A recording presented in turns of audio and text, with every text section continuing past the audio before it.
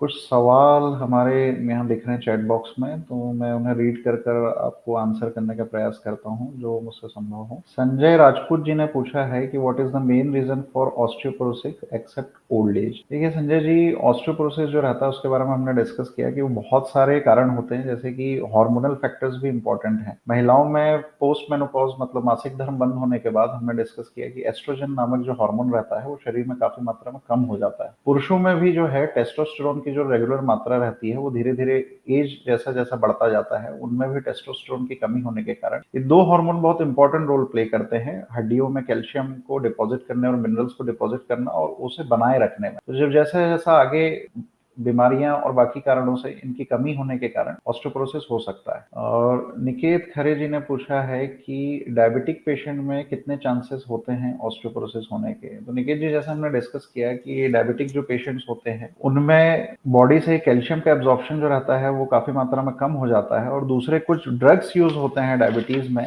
जैसे कि थाइरोडिनाजोन्स जो मेडिकल ड्रग्स होते हैं जो टाइप 2 डायबिटीज में यूज होता है, उसके कारण भी कैल्शियम का अपटेक बॉडी से कम हो जाता है और कैल्शियम का अपटेक जैसे शरीर में कम होगा वैसे ही आपको ऑस्टियोपोरोसिस होने के चांसेस बढ़ सकते हैं। पारस किरार जी ने ये पूछा है कि what are the science and symptoms that I should look out for in my parents for early detection of osteoporosis. जी पारस जी, जैसे हमने डिस्कस किया कि ऑस्टियोपोरोसिस मुख्यतः एक साइलेंट डिजीज के रूप में डेवलप होती है, तो कई लोगों में तो इसका सिम्टम्स ही नहीं आते हैं, पर बाकी जो ऑस्टियोपोरोसिस के कुछ सिम्टम्स होते हैं जो आपको देखने चाहिए ओल्ड एज में। एक तो सबसे पहले कि आप उनका टेस्ट करवाइए कि उनको एस्ट्रोजन का लेवल कम हुआ है कि टेस्टोस्टेरोन का लेवल कम हुआ है, और उसके कारण उनके शरीर में कहीं पे लगातार दर्द बना हुआ है, घुटनों का दर्द, रीढ़ की हड्डी में दर्द, कमर में दर्द, कलाइयों में दर्द, अगर शरीर में कहीं पे विशेष तौर पर हड्डियों में लगातार जॉइंट्स में पेन बने रहते, तो आपको ब्लड टेस्ट और डेक्सा स्कैन कराने के बाद पता चल जाएगा कि आपके पेरेंट्स को ऑस्टियोपोरोसिस है कि नहीं। और अगर अर्ली डिटेक्ट हो जाता है ऑस्टियोपोरोसिस तो आप उसका प्रॉपर ट्रीटमेंट, जो दवाइयां मैंने बताई, वो एक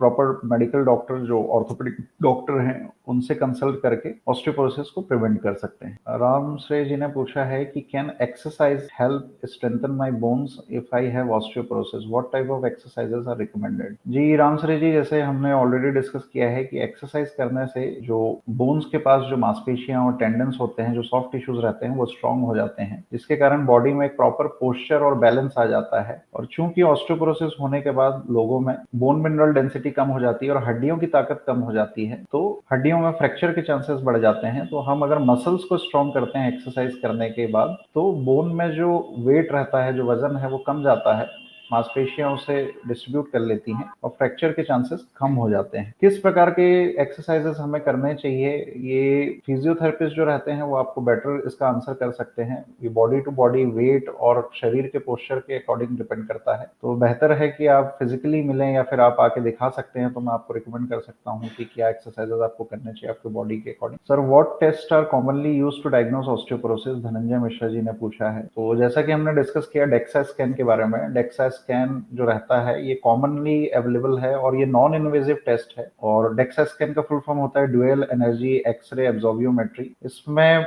अलग अलग जगह के बोन्स, जैसे रीढ़ की हड्डी हो गई, हिप का हड्डी हो गया और रिस्ट की हड्डी हो गई, उनमें एक एक्सरे बीम पास किया जाता है और उसमें से एक्सरे बीम कितना एब्जॉर्ब हो रहा है उसे चेक किया जाता है और उसके बाद कुछ स्कोर्स निकलते हैं, टी स्कोर और जेड स्कोर। शून्य की स्थिति अगर आती है तो आपका बोन लगभग नॉर्मल है, +1 की स्थिति आती है तो अच्छे कंडीशन में है, +2 की स्थिति अगर आती है तो बहुत अच्छे कंडीशन में है बोन, -1 है तो ऑस्टियोपेनिक स्टेट मतलब ऑस्टियोपोरोसिस आपका स्टार्ट हो चुका है, -2 की स्थिति में सीवियर ऑस्टियोपोरोसिस है, आपको फ्रैक्चर के चांसेस बहुत ज्यादा है, तो उसके लिए ट्रीटमेंट लेना बहुत जरूरी है। Injectable treatment, teriparatide, denosumab, calcium, vitamin D का रेगुलर अपटेक, ये सारी चीजें नेसेसरी होती हैं। दूसरे जो कॉमन टेस्ट होते हैं वो ब्लड टेस्ट होते हैं, बॉडी में सीरम कैल्शियम का लेवल कितना है, फॉस्फेट का लेवल कितना है, या अन्य कोई बीमारियां तो नहीं है किडनी संबंधित, जैसे liver function test, kidney function test के माध्यम से जाना जा सकता है। और बोन टर्नओवर के कुछ मार्कर्स होते हैं, उनके माध्यम से भी हम पता कर सकते हैं कि आपको ऑस्टियोपोरोसिस है या ऑस्टियोपेनिक कंडीशन। कल्पेश महाजन जी ने पूछा है how we can improve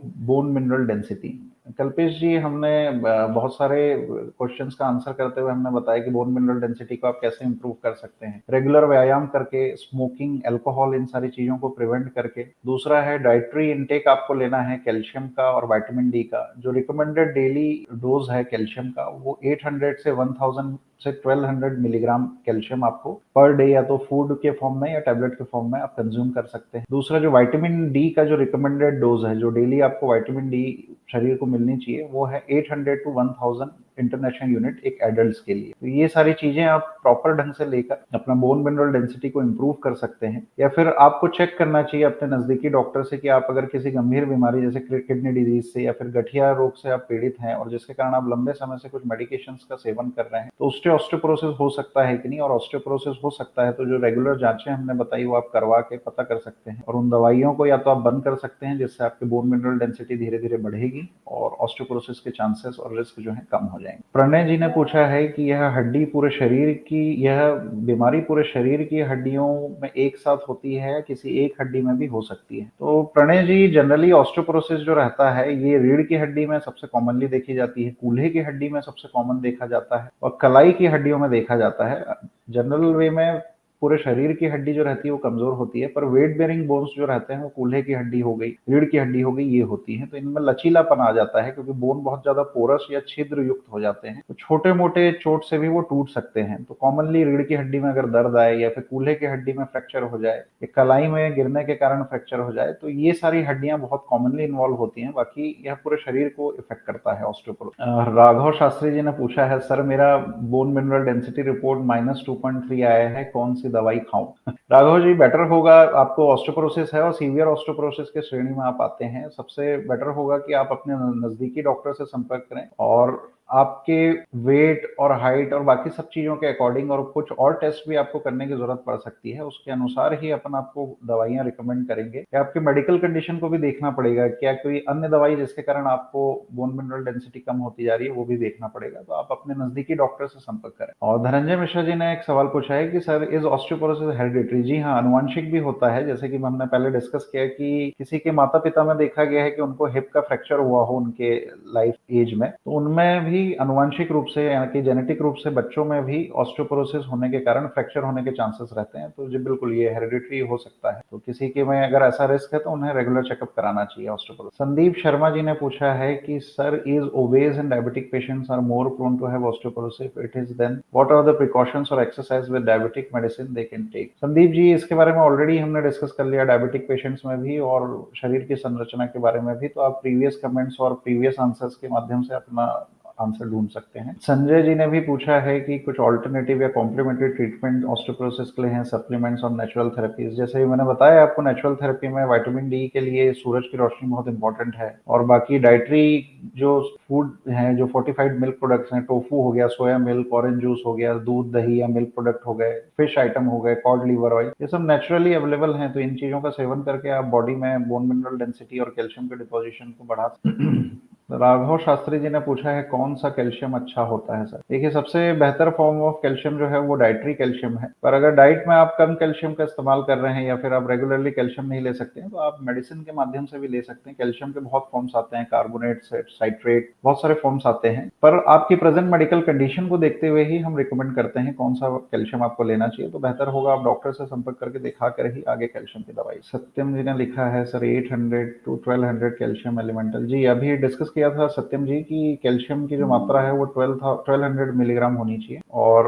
vitamin D की जो मात्रा है पर डे का 800 to 1000 international unit per day आपको कंज्यूम करना है। और राम सरे जी ने पूछा है, what can I do to avoid osteoporosis? Ram Sare ji, हमने ऑलरेडी डिस्कस कर चुके हैं कि ऑस्टियोपोरोसिस से कैसे बचा जा सकता है, टॉक में आप देख सकते हैं। तो आशा करता हूँ ये सारी जानकारियां आपको काफी बेहतर लगी होंगी, और जितनी भी जानकारी मैंने दी इसके माध्यम से आप ऑस्टियोपोरोसिस से बच सकते हैं। और अगर किसी को ऑस्टियोपोरोसिस की बीमारी है तो आप हमसे संपर्क कर सकते हैं और अपने नजदीकी डॉक्टर को भी दिखाएं और ऑस्टियोपोरोसिस से बचें और अपने बोन हेल्थ को प्रॉपर रखें। बहुत बहुत धन्यवाद आप सभी का।